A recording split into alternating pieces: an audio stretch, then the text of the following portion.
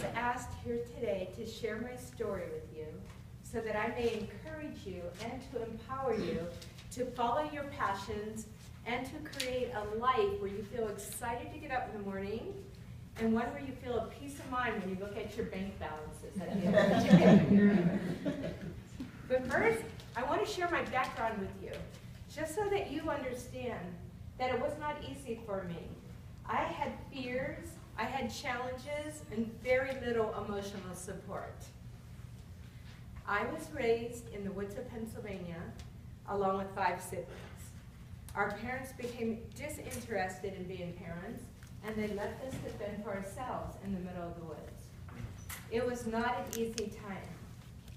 All my siblings scattered, our home burnt to the ground, and the property was auctioned for back taxes. The world is not kind on a young girl left alone. I had to face my fears, and I had to become strong. I left for California. Now I'm dating myself, July 1976, for our country's bicentennial year. I camped my way across the country, and I landed here in California. I married the first man I met. Being raised in a dysfunctional family in the middle of the woods did not provide an opportunity for me to choose wisely.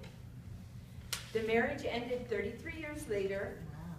I had 3 beautiful sons from that marriage that I had the privilege to stay home and raise.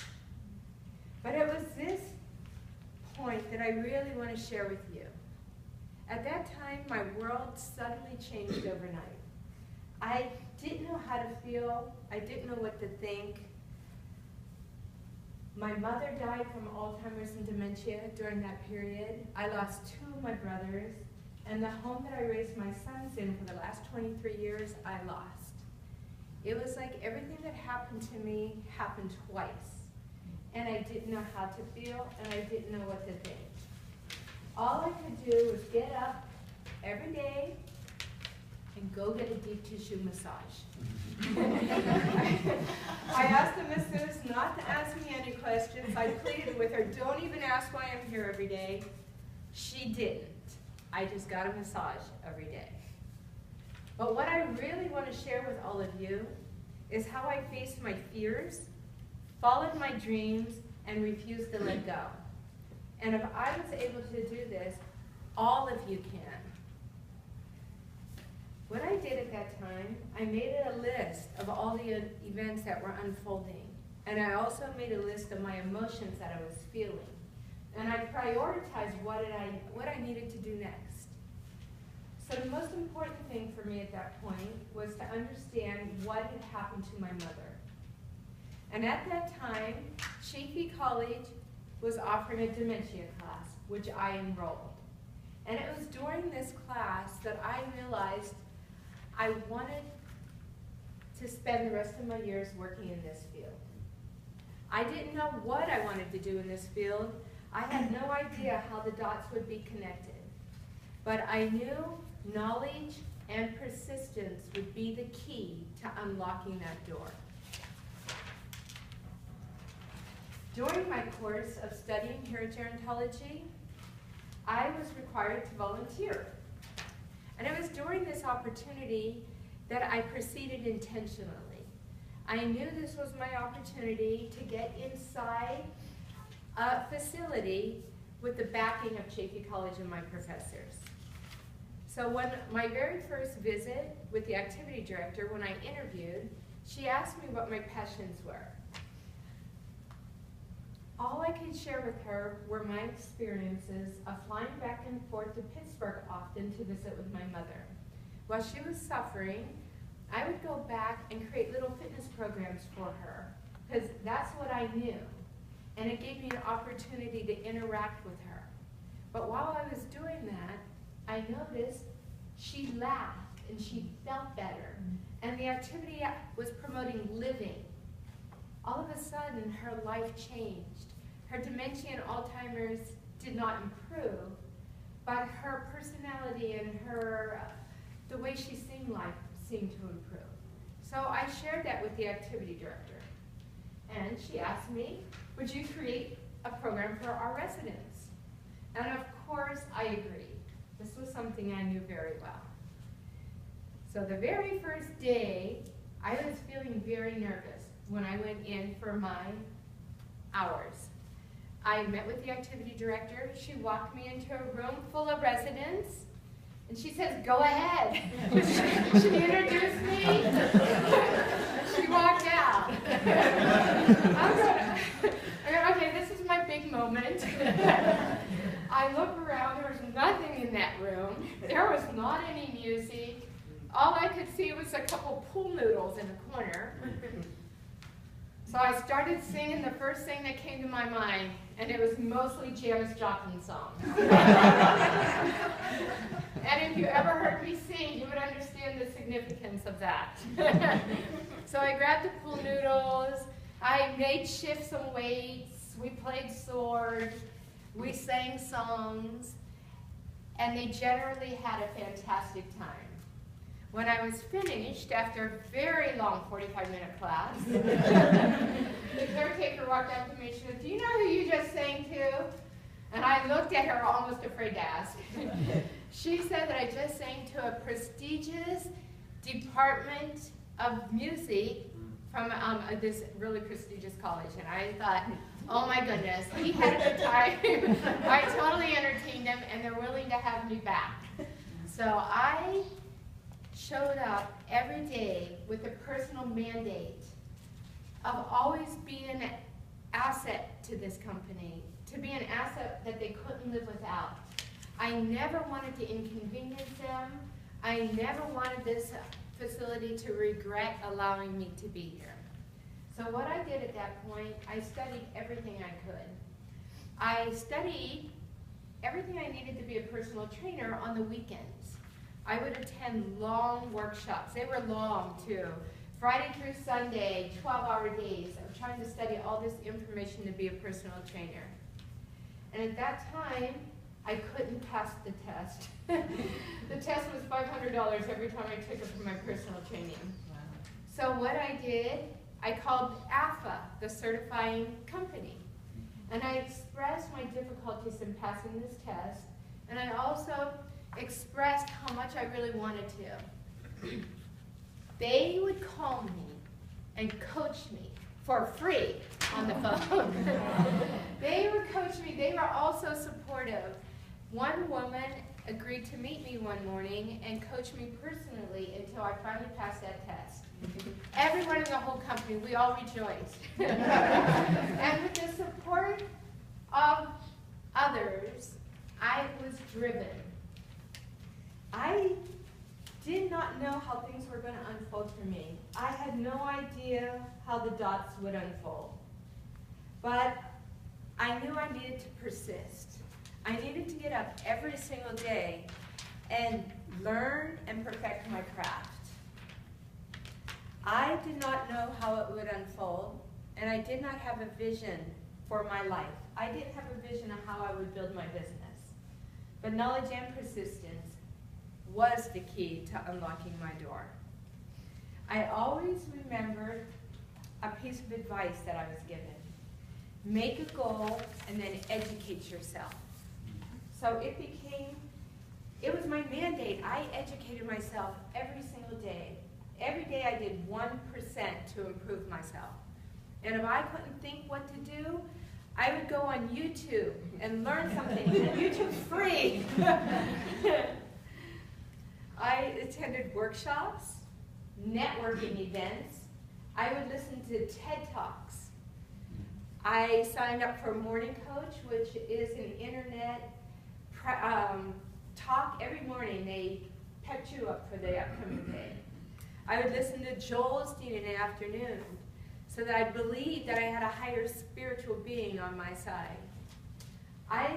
Mike Dooley, if any of you are familiar with Mike Dooley, the notes from the universe, by the way, you got to start in Toastmasters. If you send Mike Dooley your list of your personal goals, you will get a note every single morning from the universe encouraging you to reach your goals. I would do whatever it would take. I would walk into rooms, networking events, seminars, and I would participate in conversations with PhDs and leaders in the field of gerontology. And often, I would come home extremely overwhelmed. Like I was in way over my head. So I would come home and sign up for vocabulary building classes online, just so I could understand what the heck that conversation was. and then make a list of the words so I could go back and like try to make my way through the conversation. I would never allow my thoughts to turn negative. Every time I felt fear, I would take it as a sign that I was growing.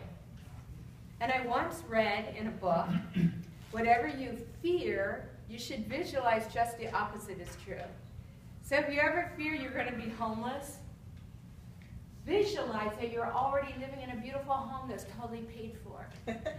So visualizing actually became a very big key to my life. I was, and I still am, very proactive. I fill my head with power thoughts. I don't allow self-doubt or fear to creep in. And if I became tired and those self-defeating thoughts would creep into my head, and Joel Osteen or Mike Dooley or Morning Coach didn't take that away from me, I would listen to 24/7 comedy radio. Because when you're laughing, it doesn't allow much space for fear to creep in. I became a fan at that time, and still am, of Anthony Robbins, Jim Rohn, Brian Tracy, Zig Ziglar, Dale Carnegie. The list goes on. We have the people to motivate us and to teach us and to inspire us. Every day, I taught myself something new, every single day. I wouldn't go to bed unless I learned one new thing. I have 3 library cards. And when I'm out in the field with an extra 30 minutes, I would either stop at a park, run around the park, or I'd stop in the local library. And I would check out books on CDs to listen to in my car for free. There is so much of our education that's just so available to us for free that it's just a matter of taking the initiation and having the drive, or being fearful enough not to. During that time I was enrolled at Chaffey. I would also enroll in other classes that I felt would help me. Classes that I didn't need. I would enroll in business classes, nutrition classes. We have an Eastern religion class, spiritual studies, which we meditate in the middle of that class. That's a fantastic class here at Chaffey. I also enrolled in PE classes, so that in between all my serious classes, I could get a good workout in and feel rejuvenated for the next one. But I want you to know, passing tests was not easy for me. School was difficult and it was not natural. But what I did, I would study all the class subjects at home so that I had information so that I could participate in my classes. I would research my classes and I did every extra credit I could do. Once, one of my class professors invited me to a Silver Sneaker workshop. For those of you who may not know what Silver Sneakers is, it's an insurance benefit that's available to people over the age of 65 that are eligible for Medicare and also have a supplemental insurance. I could see no reason how this could help me, but I went because it was an opportunity. I had nothing else planned that weekend to further me along, so I joined in. I went with my professor to the Silver Sneaker workshop, but it wasn't until years later that it became beneficial to me. Once again, the dots don't always seem to be connected. A few years later, they had to offer that insurance benefit to people who could not make it to the gym. And it worked out perfect for me. I already had all my certifications, I had my education, and I had my clients.